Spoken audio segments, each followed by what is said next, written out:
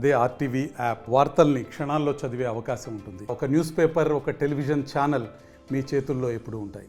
నేను రాయపేట మండలము యమజీపురం గ్రామము ఇసుగులు పంచాయతీ. నా పేరు ఇసువాడి శ్రీనివాసులు. మా కుమారుడు తర్వాత మా కుమారుడు ఫ్రెండ్ ఇద్దరు కలిసి ముగ్గురు రాయపేట నుంచి థాయిలాండ్ పోయినారు, ఉద్యోగ నిమిత్తం పోయినారు. అది ఆన్లైన్లో అప్లై చేసుకొని ఏప్రిల్ 13 తారీఖు వెళ్ళిపోయినారు. కానీ థాయిలాండ్ అని చెప్పేసి అక్కడ తర్వాత ఒక 10 మంది పోయిన దాకా బాగా చూస్తున్నారు 10 రోజులు.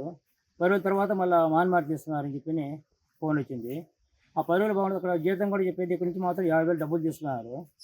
ఆ 50,000 డబ్బులతో అక్కడ పోయిన తర్వాత ఆ ఏజెంట్ గురించి తెలియదు మాకు. అక్కడ మాత్రం మన తెలుగు అని చెప్పి థాయిలాండ్లో ఉండాలని చెప్పన్నారు. ఆ ఫోన్లో వచ్చేసినవి కూడా. తర్వాత మామూలు పోయిన తర్వాత ఫోన్లో ఏం లేదు. 10 రోజులు మాత్రం బాగుండామని చెప్పేసి మాకు సూపర్ మార్కెట్లో పని మేనేజ్మెంటు చాలా ఈజీగా ఉండే వర్క్ అని చెప్పన్నారు. 80,000 జీతం చెప్పారు. సరే తర్వాత ఒక నెల మాత్రం 40,000 జీతం పంపించారు. తర్వాత మాత్రం జీతం లేదు, ప్రాణహాని చెప్పేసి మరణంలో ఇరుకు అమ్మాయి చెప్పన్నారు. మన వేరే ఫ్యాక్టరీ అమ్మాయి చెప్పన్నారు. మా పిల్లలతో పాటు దాదాపు మన ఆంధ్ర వాళ్ళు 10 మంది. ఆ తర్వాత ఇంకా అక్కడ చూస్తే మళ్ళీ ఇంకా దండిగా రాష్ట్రం మన దేశంలో దండిగా ఉండదని చెప్పన్నారు. సరే ఎంత మాత్రం తెలియదు. ప్రస్తుతానికైతే మేము వాళ్ళ ఇబ్బందులు మాకు చెప్తా వస్తుంటే ఫోన్ కూడా సరిగ్గా ఇవ్వట్లేదు. వాళ్ళకు ఫోన్ ఇచ్చినా కూడా వాళ్ళకు అక్కడ భాష మార్చి ఉండాలంట. వాళ్ళకైతే వీళ్ళేం మాట్లాడేది వాళ్ళు గ్రహించుకొని మళ్ళీ వాళ్ళు పనిష్మెంట్ ఇచ్చి కొట్టడం చేయడం జరుగుతున్నది.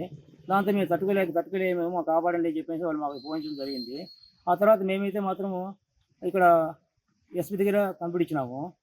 ఎస్పీ సార్ మాత్రము ఏఎస్పీ చెప్పినారు. ఇప్పుడు ఈయన మాత్రం మళ్ళీ సిఐ దగ్గర కంప్లీట్ చెప్పినారు. కంప్లీట్ ఇచ్చినాము.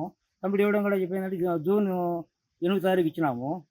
సరే వీళ్ళు చూస్తామని చెప్పినారు. తర్వాత మాకు దేవుడు జ్ఞానం వచ్చి మేము మళ్ళీ విజయవాడ పోయినాము.